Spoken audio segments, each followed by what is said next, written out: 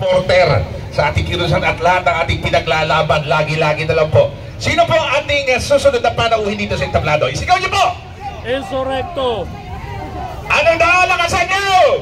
Enzo Recto! Bueno, total, hinihingi nyo, ibibigay po natin mga kaibigan, palakpakan po natin ang nag-iisat na bumukod tangi Atty. Enzo Recto!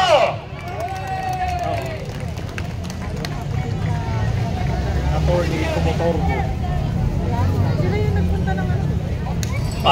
Magandang gabi. Kanina hapon yung pagbati ko. Medyo pagod pa po ako kasi 2 araw kaming naglayag sa West Philippine Sea. Kanina lang na alauna ng madaling araw po kami dumating. Pero nangako ako sa mga organizers nito na pag natapos ng maaga yung paglalayag namin, didiretso ako dito. Hindi naman po ako nagbibiro nang sabihin ko yun. Kasi kahit sa mga vlog ko, kung may nakakapanood man po kayo sa akin, lagi ko namang sinasabi na sa maraming issues magkakasama tayo. Hindi naman po sa inyo lingid na ako po'y ang sinuportahan ko nung eleksyon, si Leni Robredo. Unang-una po kasi taga Naga City ako. Siya nga po pala, si Takiro pala galing pang Iloilo. Ako po, hindi po ako, ngayon lumuwas lang po talaga ako para sumama sa West Philippine Sea Voyage. Kaya gusto rin ko rin sanang sumama noon doon sa Senate kaya lang wala po ako. Pero mayroon po akong mga members ng Bunyog dito sa Metro Manila.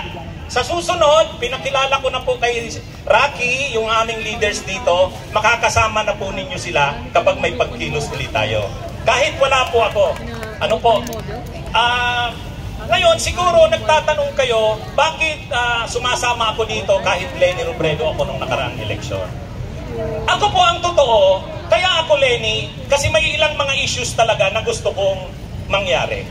Una, gusto ko talagang mapanagot si Duterte sa mga krimen niya nung panahon niya. Human rights lawyer po ako eh. Nagtuturo po ako ng human rights law, constitutional law sa Ateneo de Naga University College of Law. Ako po, ang si Harry Roque, human rights lawyer yan, kaya lang nakakahiya na yan sa amin ng mga human rights lawyer.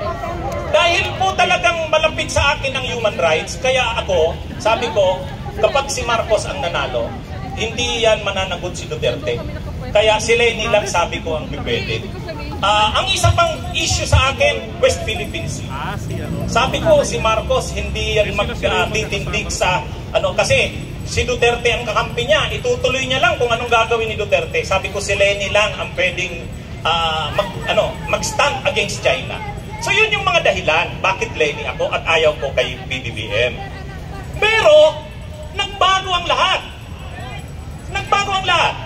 Ang stand ni PBBM ngayon, malinaw na malinaw, pinaglalaban ng ating soberanya laban sa China.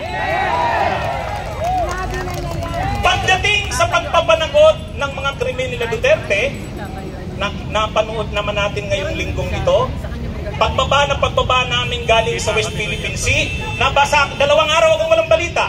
Ang nabasa ko, nag-browse ako ng mga balita, mag-iimbestiga na ang Kamara ng mga krimeng nangyari noong panahon ni Duterte. At noong nakaraang linggo, ang Department of Justice ay hininga na ng Malacanang ng briefer, DOJ briefer. Ibig sabihin, open na ang Malacanang. Open na sila sa kung anumang options. Gusto lang nilang ma-brief ng lahat ng options, legal option. So magandang development ito.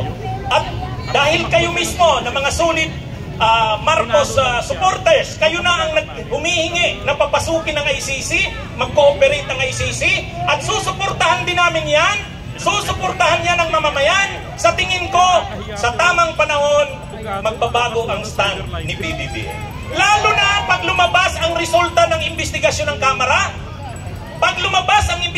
Kamara, at talagang doon makikita kung ano talaga ang karumal-dumal na krimen ng nakaraang administrasyon sa extrajudicial killings, sa tingin ko si PBBM, bukas yan na i-entertain ang posibilidad na mag-cooperate sa ICC.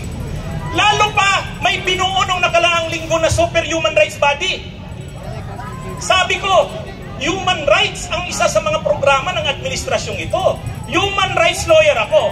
Kaya sabi ko, suportahan ko to. So, sa dalawang issues na yan, na malapit sa akin kaya ko sinuportahan si Leni, hindi ko inaasahan na gagawin niya ni Marcos, nagbago ng direksyon si Marcos, kaya ko sinusuportahan ang gobyernong ito ngayon. At mayroon pang bonus. Mayroon pang bonus. Hindi ko inaasahan na papanagutin si Kibuloy. Hindi ko inaasahan na i-revoke ang franchise ng SMNI. Sa totoo lang, medyo mahirap gawin yan. Baka nga si Leni, medyo mahihirapan gawin yan. Kailangan ng political will yan. Pero nagawa ng administrasyong ito. Bagamat mayroon din mga issues na hindi ko masuportahan tulad ng Chacha. Pero isang tabi natin yan. Dito tayo sa nagkakaiso tayo. China, ICC, at magpaparesign kay Sara. Magkakasama tayo dyan. At hindi po ako namumulitika. Napapanood nyo naman siguro ako sa mga vlog ko. Very open po ako dyan sa bagay na yan. Kahit sinasabihan ako ng ilang kakampings na panatiko na Marcos loyalist na daw ako, sabi ko, hindi nyo naiintindihan. Hindi nyo ako naiintindihan. Hindi naman ako Marcos loyalist. Naninindig, tinusuportahan ko lang yung tamang stand ng gobyernong ito dahil tama. Kung saan yung tama at totoo, doon si Attorney Enzo Recto. Ngayon po, bakit ako kontra kay Sara at bakit sumama dito? Kasi lahat ng pinaninindigan ko, lahat ng ginawa ni Duterte, at lahat ng binaligtad ngayon ni PBBM, ibabalik yan ni Sara uli pag siya ang naging presidente. Pagdating sa issue ng drug war, yung madugong pagpatay, yung tukhang, gagawin din uli ni Sara yan eh. At ang mga aktivista na kritiko, kapag lumaban sa kanya, nagkritisize sa kanya, ipapapatay ni Sara yan. Nakikita nyo, DepEd Secretary pa lang, ang bukang bibig, terorismo, komunista. Saan ka nakakitang DepEd Secretary ka? Yan yung bukang bibig mo. Ibig sabihin, yung human rights ay isang magiging malaking issue uli pag naupo si Sara. Pangalawa, yung issue sa China. No comment nga siya eh. At gagawin ng China ang lahat para manalo si Sara sa 2028 kung tatakbo man yan. So ibig kong sabihin, yung issue ng human rights, yung issue ng madugong drug war, extrajudicial killings, issue ng China, ibabalik lahat ni Sara yan kung ano ang ginawa ng kanyang ama. Ano man na nabago ngayon sa panahon ni PBBM, ibabalik yan ni Sara kung ano yung ginawa ng kanyang. Mas malala pa. Mas malala pa. Kaya sa akin, ako tinitingnan ko ang long term. Hindi siya dapat maupong presidente sa 2020.